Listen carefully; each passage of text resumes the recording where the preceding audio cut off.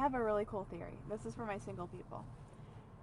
If you are single and you have 8th house planets, your partner that you find should have 12th house planets, and vice versa. If you have 12th house planets, you need to find someone that has 8th house planets.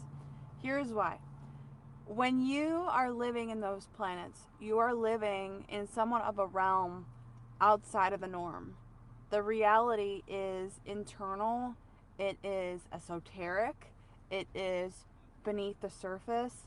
It's very much that Scorpio type energy, still waters run deep, even though as a Hellenistic astrologer, you're really not supposed to align houses to signs. There are so many similarities to that and the planet Pluto that are, of note.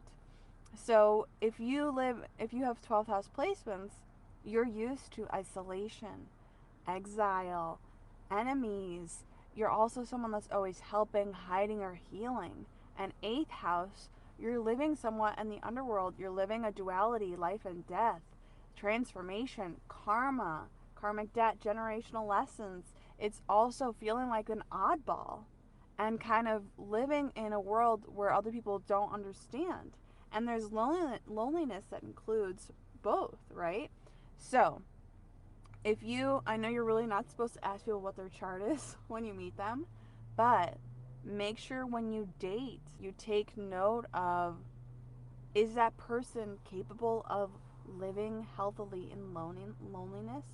Is that person capable of dealing with darkness and coming out of it?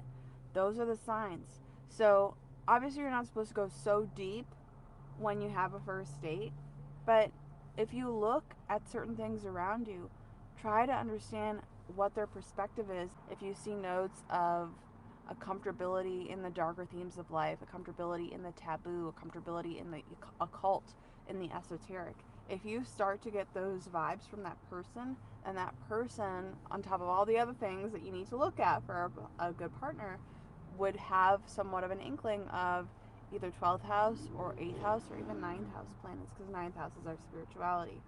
So keep that in mind. And if you are looking for someone as a dating and relationship coach, I love Isla Lynn. I was on her podcast, and she is incredible at understanding what's really necessary in this day and age to find a good partner and to create a lasting, reciprocating relationship. If you want to find love using your astrocartography chart, visit AnnaBennerAstro.com and we will figure it out together.